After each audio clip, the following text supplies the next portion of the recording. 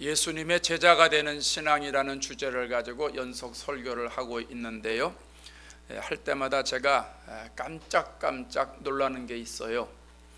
처음엔 쉽게 생각했는데 횟수가 진행되면서 이게 결코 쉽지 않은 겁니다. 제자들을 이렇게 가만히 보니까 제자들이 다 비슷비슷한 겁니다. 베드로, 요한, 안드레, 야고보 다 어부고 예수님이 따르라 그러니까 배를 버려두고 그물을 버려두고 예수님을 따랐다 그랬어요. 좀 서로 제자들마다 따르는 방식이 좀 달라야 설교하기도 쉽고 좀 은혜가 더 될 것 같은데, 성경 보니까 늘 똑같은 겁니다. 동일한 설교를 할 수도 없고, 이게 한 두세 번 하니까 야, 이게 내가 잘못 선정을 했나, 영감을 잘못 받았나, 이런 생각이 드는 거예요. 언제나 12까지 가나, 이 생각이 드는 거예요. 근데 감사한 거는요, 동일한 본문인데 말씀을 묵상하고 기도할 때마다 하나님이 영적인 지혜를 주시는 거예요. 그때마다 다른 깨달음을 주시는 거예요. 보화를 참는 심정을 가지고 말씀 앞에 엎드릴 때 하나님은 하늘 문을 여시고 영적인 은혜를 주셔서 신앙적인 도전을 주셨어요. 이게 얼마나 감사한지 몰라요. 벌써 오늘이 7번째 시간이잖아요. 돌았어요. 6명 지났잖아요. 이게 반이 지난 거예요. 오늘도 말씀을 통해서, 마태를 통해서 하나님이 저와 여러분에게 큰 은혜와 감동 주실 것을 기대합니다. 마태는 2개의 이름을 가지고 있습니다. 본명이 레위입니다. 마태복음에서는 주로 마태로 기록하고 있고, 마가복음과 누가복음에서는 레위로 기록하고 있다가 나중에 마태로 바뀌어집니다. 마태는 예수를 믿은 다음에 지어진 이름이고, 레위는 예수님을 따라다니기 이전의 이름입니다. 사울과 바울처럼 예수 믿기 전엔 사울이었고 예수 믿은 다음에는 바울로 바뀌어진 것과 똑같은 겁니다. 마태는 마태복음을 기록한 저자고요, 나중에 복음을 에티오피아에 가서 전하다가 목배임을 당하면서 순교했습니다. 마태를 통해서 하나님이 우리들에게 주시는 영적인 깨달음이 있기를 바랍니다. 첫째로, 마태는 세관에 앉아있다가 예수님을 따라갔다고 했습니다. 마태복음 9장 9절에 가면 예수께서 그것을 떠나 지나가시다가 마태라는 사람이 세관에 앉아있는 것을 보시고 이르시되 나를 따르라 하시니 일어나 따르니라.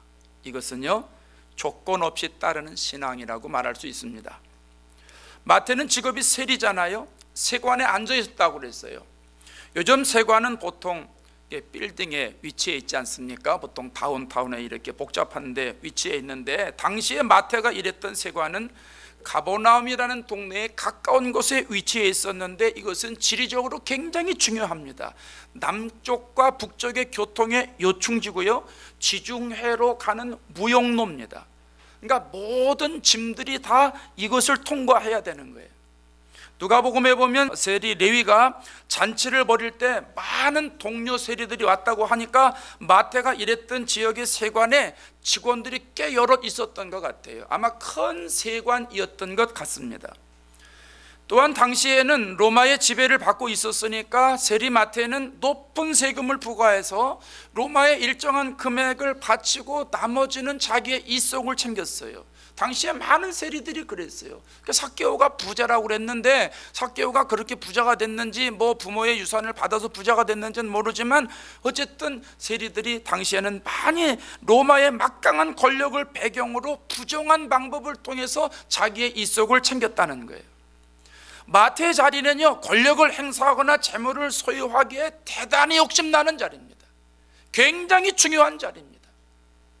포기하기 쉽지 않은 자리입니다. 그런데 예수님이 나를 따르라고 하니까 일어나서 주님을 따라갔다는 거예요. 저는 이 일이요, 엄청난 것이라고 생각을 합니다. 왜냐하면 일반적으로 권력의 파워나 물질의 맛을 누리는 사람들이 그 자리를 내려놓기가 쉬울까요, 어려울까요? 쉽지 않아요. 무지 어려워요. 간혹 자리를 내려놓을 때는 언제예요? 현재의 자리보다 더 좋은 자리가 있든지, 또 높은 자리가 있든지, 또 많은 자기 유익이 있든지, 그러면 내려놓는 거예요. 그러나 지금의 자리가 좋고 앞으로 자리가 좋지 않으면 사람은 본성적으로 그 자리를 내놓으려고 그러질 않아요. 그런데 마태는 예수님께서 세리 이상의 자리를 약속한 것도 아니고 장래를 보장하겠다는 것도 아니고 세계적인 스타로 만들어주겠다고 하는 것도 아닌데 세리 자리를 그만뒀다는 거예요. 그럼 나를 따르라. 예수님이 나를 따르라. 그러니까 미련 없이 자리를 박차고 일어났다는 거예요. 그 좋은 자리를 포기하고 예수님 따라가는 것 정말 쉽지 않았을 텐데 불평 없이 순종했다는 거예요. 예수님을 따르기 위해서 자신의 권리나 이익이나 현실 속에서 누릴 수 있는 모든 것들을 다 포기했다는 거예요. 조건 없이 주님을 따라가는 마태의 신앙을 볼 수 있습니다. 우리는 여기서 예수님을 따르는 것이 조건이 있을 수가 없다는 것을 배우게 됩니다. 제자들을 그동안 공부를 했지만 이게 제자들의 특징이 아니겠어요? 예수님이 제자들에게 나를 따르라고 그랬을 때 베드로가 요구한 게 있나요? 야고보가 뭐 관직을 요구했나요? 요한이 직장을 부탁했나요? 뭐 안드레가 자녀들의 출세를 요구했나요? 아무 조건 없어요. 주님이 나를 따르라 그러니까 주님의 목소리에 그저 순종할 뿐입니다. 마태복음 16장 24절에 예수님이 제자들에게 이런 말씀을 하세요. 누구든지 나를 따라오려거든, 예수님 따라오려거든 자기를 부인하고, 자기를 부인해야 된다는 거예요. 제자가 되는 신앙을 소유하려면 자기 것 다 버려야 된다는 거예요. 자기가 가지고 있는 이론, 지식, 경험 앞세우면 안 된다는 거예요. 자기가 소유하고 있는 물질까지도, 자기가 누리고 있는 자리까지도 전부 내려놔야 된다는 거예요. 예수님 제자가 되기 위해서 자신의 위치나 자리나 물질이 걸림돌이 되면 안 된다는 거예요. 무조건 따라와야 된다는 거예요. 예수님이 부르시면 그냥 버리고 따라가야 한다는 거예요. 이것이 예수님의 제자가 되는 신앙이 되는 줄로 믿습니다. 사실 예수님의 부름을 받는다는 거는요, 감사한 거예요. 너무너무 기쁘고 축복된 일이에요. 왜냐하면 예수님이 마태를 지금 왜 부르시는 거예요? 무슨 일을 시키시려고 부르시는 거예요? 제자 삼으려고 부르시는 게 아니에요? 그럼 제자가 뭐 하는 사람이에요? 예수님 제자가 뭐 하는 사람이에요? 마태복음 10장에 가면 예수님이 제자들을 12명을 부르시고 나서 그들을 보내시면서 이런 말씀을 하세요. 천국이 가까웠다고 전해라. 가서 병든 자 고쳐줘라. 죽은 자 살려줘라. 나병 환자 깨끗하게 치료해줘라. 귀신 쫓아내라. 너희들 거저받았으니 거저줘라. 가서 평안하기를 빌어라. 그 에이레네라는 말인데 샬롬이라는 말과 비슷한 겁니다. 하나님 주시는 평안을 얘기하는 거예요. 하나님 주시는 평안을 가서 전해라는 거예요. 그걸 한마디로 말하면 뭐래요? 가르치고 전도하고 치유하라는 거예요. 여러분, 얼마나 귀한 일이에요. 사람을 살리는 일이에요. 사람을 축복하는 일이에요. 얼마나 귀한 일이에요. 지금 이 일을 시키기 위해서 마태를 부르는 거예요. 전에 부시 대통령 시절에, 아들 부시 대통령 시절에 우리 근처에 버클리 대학교에 스티븐 추라는 교수가 있는데 이 교수를 백악관으로 불렀어요. 에너지 장관 하라는 거예요. 연방 정부의 에너지 장관 하라고 부른 거예요. 여러분, 이 추 교수가 갔을까요? 안 갔을까요? 대답해 봐요. 둘 중 하나는. 갔죠. 아니, 대통령이 부르는데, 국가를 위해서 일을 하라는데 교수를 내려놓고 가지 않겠습니까? 그 가서 일 잘하고 왔어요. 예수님이 부르시는 거는 그 이상이에요. 나를 따르라 하는 말씀은 내 영혼 살리시겠다는 것이고 다른 사람 영혼도 살리는 사람으로 만들겠다는 거예요. 여러분, 영혼 살리는 일이 얼마나 소중한 일이에요.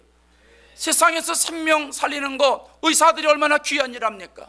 아픈 사람들 살리고, 그래서 생명, 하나님 주신 생명 살게 하고, 육신의 생명 살리는 것도 얼마나 귀한 일인데, 우리의 영원한 생명을 살리는 일처럼 소중한 일이 어디 있어요? 이처럼 가치 있는 일이 어디 있어요? 예수님이 지금 이 일 하라고 부르시는 건데, 예수님이 여러분에게 부르셔서, 여러분을 부르셔서 그 일 하라고 그러면 여러분 어떻게 하시겠어요? 지금은 고인이 됐지만 우리 한국감리교회에 정말 존경받는 어른이 계셨어요. 박대선 목사님이라는 분인데 연세대학교 총장을 11년이나 하신 분이에요. 얼마나 여러분 대단하고 유명한 분인지 짐작이 되시죠? 이 어른이 1930년대에 우리나라 얼마나 못 살았어요. 예? 뭐 그 시대는 안 살아봐서 모르지만 3, 40년 전만 해도 우리나라 정말 못 살았는데 이 1930년대면 정말 지긋지긋 못 살던 시대 아닙니까? 근데 그때 조기 유학을 갔어요. 일본으로 유학을 가가지고 중학교, 고등학교, 대학교를 다 마치셨어요. 일본말 배우고 영어를 배우고 신학 공부를 하고 졸업을 했습니다. 12년 공부하면서 자격증도 갖추고 굉장히 실력을 쌓았어요. 일본 문부성에서 발급하는 중등교사 자격증도 가지고 있는 분이에요. 이분이 하루는 공부를 다 마치고 아버지에게 편지를 썼어요.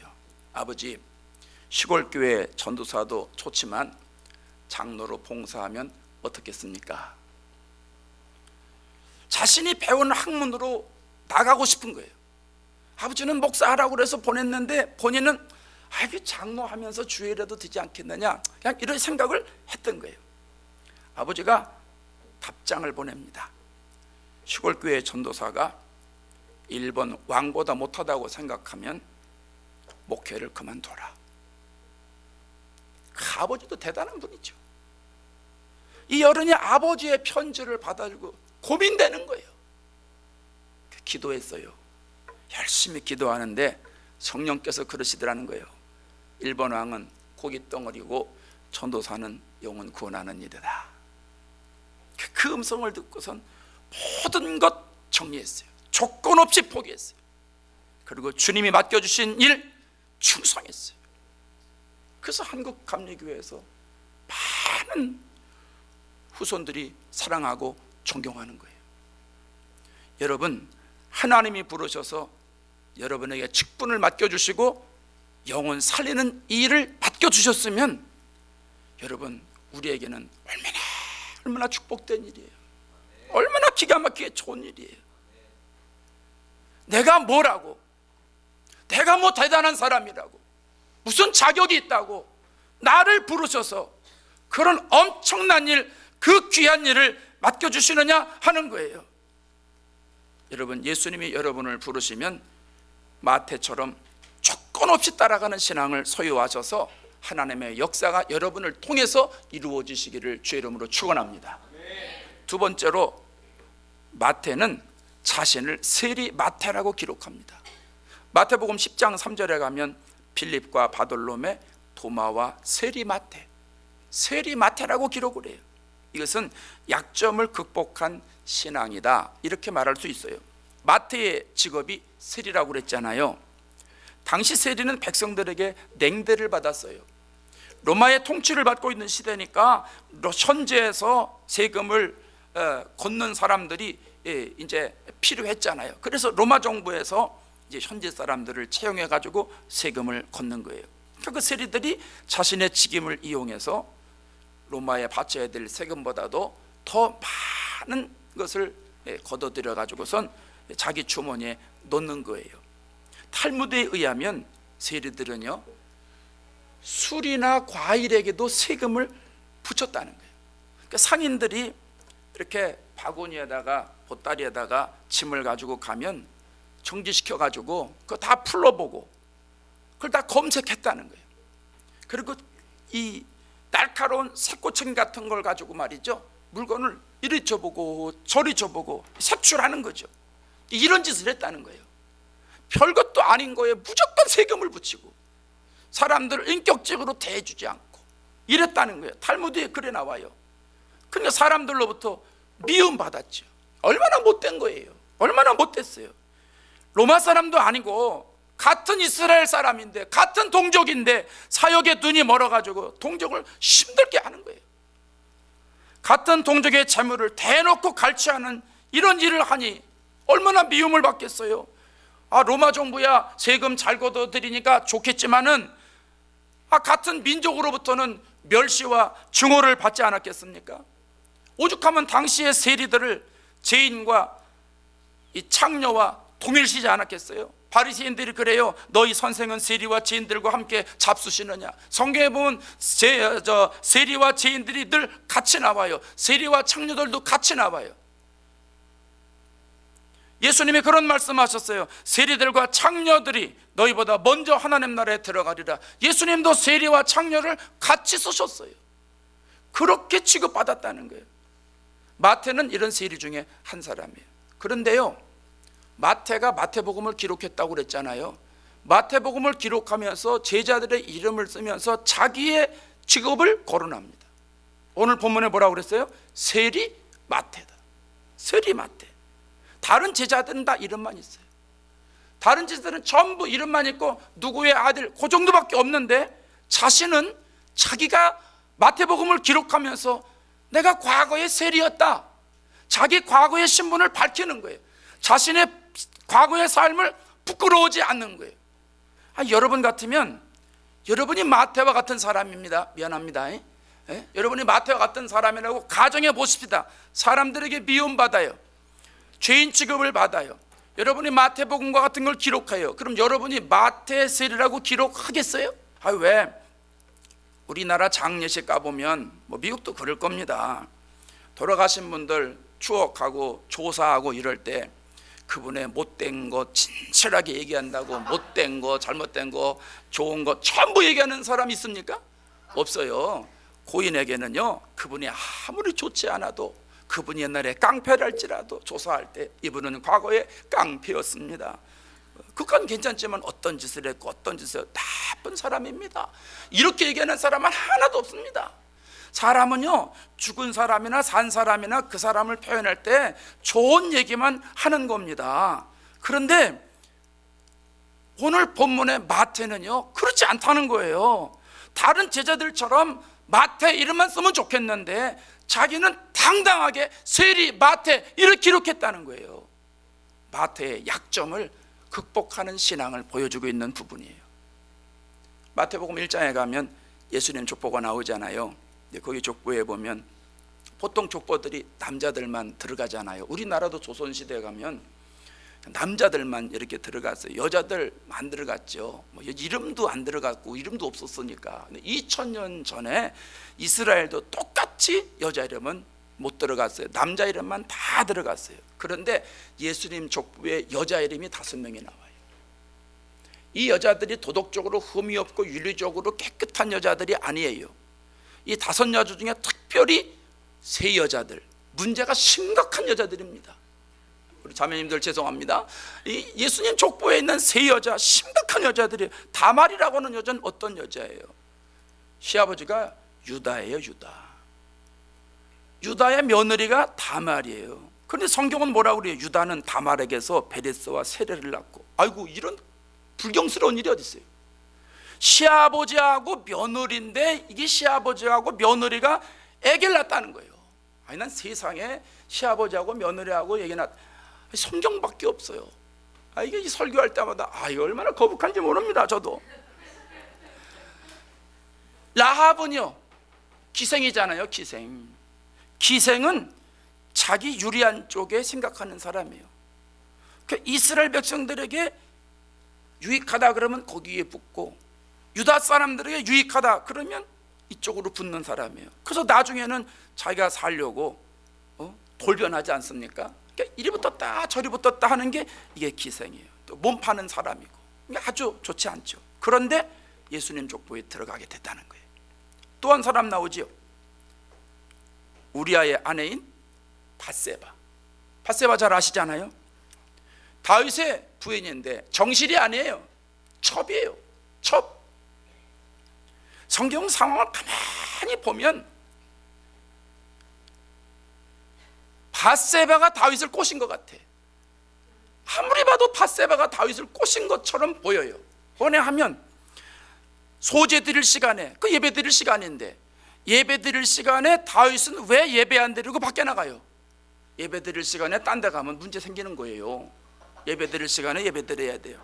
근데 밧세바는 남편을 지금 전쟁에 내보내고 예배 드린 시간에 남편 전후에서 기도하러 교회 가야지 왜 그 시간에 목욕하고 있어요? 그것도 다윗이 고민될 때마다 바깥에 나가지 않았겠어요? 근데 다윗이 나가서 잘 보는 그 현장에 가서 목욕하고 있단 말입니다. 아니 이게 꽃인 거 아니겠어요? 난 아무리 봐도 유혹한 것 같아요. 더 확실한 증거는 나중에 첩이 돼서 왕궁에 들어가서 자기 아들을 낳잖아요. 솔로몬. 정실의 자녀가 10명입니다 후첩의 자녀 자기 아들 솔로몬을 왕으로 앉히잖아요. 다윗에게 가서 세상에 이런 일이 어딨냐고, 나에게 약속해주지 않았냐고, 내 자식, 내 몸을 통해서 난 자식을 왕으로 세운다고 약속해주지 않았냐고. 그러니까 솔로몬이 네 말이 맞다, 네 아들이 왕이다. 그래서 솔로몬이 왕이 된 거예요. 누가 정치한 거예요? 밧세바가 정치한 거예요. 밧세바가. 이런 여인들이 예수님 족보에 들어가 있다는 거예요. 무슨 의미입니까? 하나님은 신분이나 자리를 따라서 사용하시는 분이 아니라는 거예요. 신학적으로 말씀드리면 예수님은 지금 내가 무슨 일을 하는 사람이냐에 따라서 차별하시는 분이 아니라는 거예요. 하나님이 사용하시면 다 사용하시는 거예요. 과거가 어땠든, 과거에 어떤 죄를 졌든, 과거에 어떤 일이 있었든, 흠이 있었든 하나님이 이 사람 사용해야 되겠다 하시면 전부 다 사용하는 거예요. 여러분, 우리 하나님은 너무 좋으신 분이에요. 예수님도 우리가 하고 있는 그대로를 주님이 사용하시는 분이에요. 그러니까 하나님이 여러분이 어떤 위치에 있든 어떤 일을 하든 여러분을 하나님이 부르시면 그대로 따라가시는 축복이 있기를 바랍니다. 예수님 따라다니면서 복음의 말씀을 듣고 능력받고 복음의 무장이 되면 내 과거에 있었던 흠이 있고 티 있고 점이 있는 이 모든 부정한 것들에서 자유로워지는 거예요. 그거로부터 다 완전해지는 거예요. 탈피하게 되는 거예요. 그래서 마태가 세리 마태였다고 얘기를 하는 거예요. 사울을 보세요. 내가 과거에는 핍박자였다, 억압자였다고 그러잖아요. 예수님 믿는 사람을 얼마나 핍박을 했어요. 그런데 예수 믿고 나서, 예수님의 사람이 되고 나서 뭐라고 그래요? 나는 죄인 중에 괴수라고 그러잖아요. 그러면서 자유함을 누리면서 마음껏 복음을 증거하는 하나님의 사람이 되었다는 겁니다. 오늘 예배드리는 저와 여러분, 하나님은 우리의 과거에 어떻게 살았든 생각하지 않고 그것 때문에 우리를 모른다 하지 않으시고 다 부르셨어요. 부르셔서 하나님의 제단에 나와서 예배드리는 하나님의 거룩한 자녀로 만들어 주셨어요. 앞으로도 하나님이 여러분을 부르실 때 하나님의 말씀에 순종하고 따라오셔서 복음의 능력을 부장하셔서 과거의 못된 죄로부터 자유로우시고 과거의 잘못된 것으로부터 해방받으셔서 예수님의 복음으로 값지게 사용당하는 축복을 누리시기를 바랍니다. 셋째로, 마태는 예수님을 위해서 잔치를 베풀었다고 그랬어요. 누가복음 5장 29절에 레위가 예수를 위하여 자기 집에서 큰 잔치를 하니, 이거는 예수님을 영접하는 신앙이라고 말할 수 있습니다. 마태가 모든 것을 버리고 예수님을 따르면서 예수님을 위한 잔치를 베풉니다. 마태가 어떤 동기로 예수님을 위한 잔치를 베풀었는지는 정확히 알 수 없습니다. 성경에 기록되지 않습니다. 그러나 추측하기는 자기가 세리니까 세리 신분인데도 주님이 나를 부르셔서 제자로 삼으신 것에 대한 감사의 표시가 아니겠는가 생각을 합니다. 사회적으로 인간적으로 천하고 보잘것없는 자신이었는데, 세리였는데 자신을 불러주셔서 영혼을 구원하고 생명을 구원하는 일을 맡겨주셨으니 얼마나 그 은혜가 감사하겠어요. 그래서 주님의 은혜가 너무너무 감사해서 주님에게 큰 잔치를 베풀어서 대접한 것이 아니겠는가 하는 생각을 하게 됩니다. 마태는 예수님을 대접하는 신앙인 거예요. 복음서에 보면 예수님이 여러 사람들을 위해서 잔치를 배설하잖아요. 아픈 사람 고쳐주고, 마음 삐뚤어진 사람 바로 세워주고, 병자는 치료해주고, 죽어난 살리고, 그게 잔치지 뭡니까? 그보다 더 큰 잔치가 어디 있습니까? 나중에는 5,000명을 먹이시는 이런 잔치를 베풀지 않습니까? 예수님은 많은 사람들을 위해서 잔치를 베풀었는데 은혜를 받은 사람 중에 주님을 위해서 잔치를 베푼 사람은 거의 없다는 거예요. 예수님의 12 제자 중에서 마태가 유일합니다. 삭개오도 예수님을 위해서 잔치를 베풀었죠. 대접했어요. 마리아도 예수님을 위해서 잔치를 베풀었어요. 그 외에 주님을 위해서 잔치를 베푼 사람은 거의 없다는 거예요. 여러분, 예수님을 따르는 사람들은 주님을 대접하는 신앙을 소유해야 됩니다. 주님이 우리들에게 얼마나 많이 은혜를 주셨어요. 얼마나 많은 걸 주셨어요. 우리를 사랑해 주시고 구원해 주시고 위로해 주시고 보호해 주시고 죄를 용서해 주시고 형통하게 해 주시고 능력을 주시고 영혼을 깨끗하게 해 주시고 질병을 고쳐주시고 마귀를 물리쳐 주시고 할렐루야. 나중에 주님은 모든 걸 다 주셨어요. 물과 피, 몸을 전부 주셨어요. 그 은혜를 받고 우리가 구원받은 사람이 되었는데 이제는 우리 차례잖아요. 우리가 주님을 대접해야 돼요. 예수님이 주님을 대접하는 사람은 큰 상급이 있다고 말씀하셨잖아요. 마태복음 10장 42절에 이 작은 자 중에 하나에게 냉수 한 것이라도 주는 자는 내가 그 사람을 결단코 상을 잃지 아니하리라. 지금 제자들 대접하는 사람에게는 상 주겠다는 거예요. 제자들 냉수 한 그릇 대접하는 사람이라도 예수님의 이름으로 냉수 한 그릇만 대접해도 그 상을 잃지 않겠다는 거예요. 여러분, 예수님 대접하면 상 받아요. 예수님을 대접하는 거는 직접적으로 대접하는 게 있고 간접적으로 대접하는 게 있어요. 직접적으로 예수님 대접하는 거는 예수님 마음을 편하게 해드리는 거예요.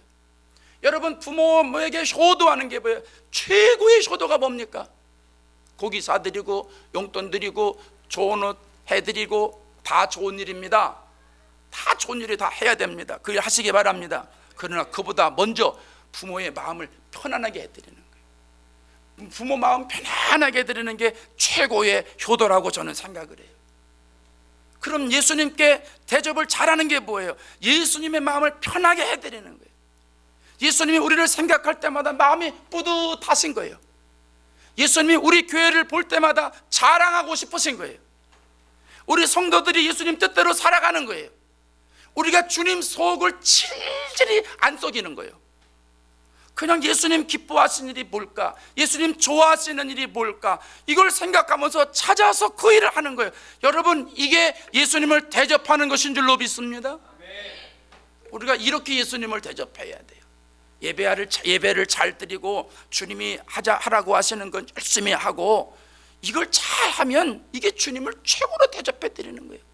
영혼 구원하라, 그럼 영혼 구원하고, 기도하라, 그럼 기도하고, 성도들 사랑해라, 그럼 사랑하고, 이것이 최고로 주님을 대접하는 거예요.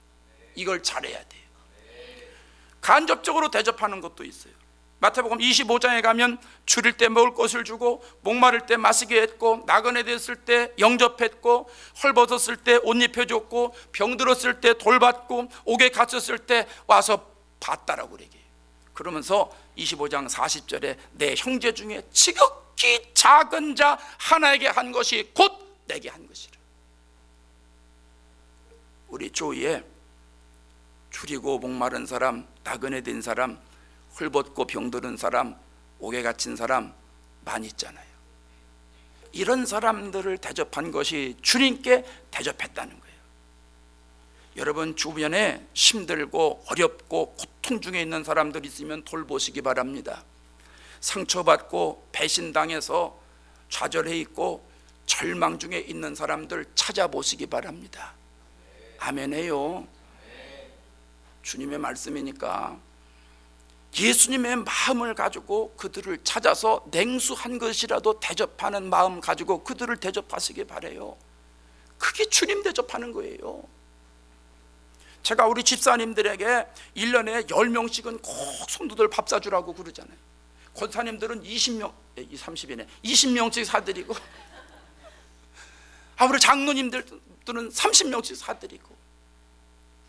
왜 교인들에게 자꾸 밥 사주라고 그래요? 교인들부터 밥을 사줘야 다른 사람부터 사주는 마음이 생겨요. 교인 중에 얼마나 힘들고 어려운 사람들이 많습니까? 외로워하는 사람도 있고, 또 새로 나오는 교인들을 얼마나 많습니까? 저는 새로 나오는 교인들이 너무너무 고마운 거예요. 너무너무 감사한 거예요. 여러분, 그분들을 예수님의 정신을 가지고, 예수님의 마음을 가지고, 예수님의 가치관을 가지고 대접하라는 거예요. 집사의 최고의 일 중에 하나는 성도들을 먹이는 거예요. 집사님들 아멘 하시오. 권사님들도 먹이는 거예요. 그래서 오늘 체육대회 할 때 최고 좋은 고기로 좀 먹이라고 부탁을 드렸잖아요. 그랬더니 뭐 여선교회에서 삼겹살로 하려고 했더니 목사님이 소고기 하라 그래가지고 메뉴가 바뀌었다고. 오늘 소고기로 바뀌었대요, 메뉴가. 성도들 극진하게 대접하는 것이 주님을 대접하는 거예요. 여러분, 우리는 예수님과의 관계에 있어서 영적인 의리가 있어야 돼요. 영적인 예의가 있어야 돼요. 예수님이 우리의 모든 걸 다 주셨는데 우리가 가만히 있으면 되겠습니까? 예수님 은혜에 배신하면 되겠습니까? 우리는 예수님의 은혜를 깨닫고 예수님이 서운하시지 않도록 예수님이 원하시는 일을 우리가 감당해서 대접을 해야 되는 거예요. 그리고 성도들 어려운 사람 대접하고 돌보고 기도해주고 축복해주고, 주의 종인 목사도 여러분 기도해주고 격려해주고 축복해주고 말해주고 이메일 보내주고 돈 있으면 뭐 밥도 사주고 해야 되는 거예요. 사랑하는 여러분,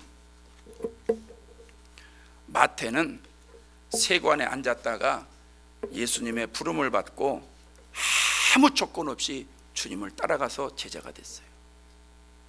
자기는 과거에 많은 사람들에게 좋지 않은 영향을 끼친 사람인데 예수님을 만나고 나서 모든 것을 복음으로 극복해서 자기가 과거에 세리였다는 것을 마태복음을 통해서 강조하면서 약점을 극복한 신앙이라는 것을 보여주고 있어요.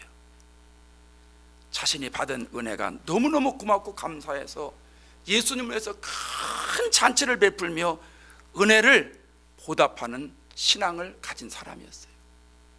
저와 여러분도 마태를 통해서 주시는 성령의 음성을 깨닫고 영적인 도전을 받고 마태와 같은 예수님의 제자로 거듭나는 축복을 누리시기를 주의 이름으로 축원합니다. 기도하겠습니다.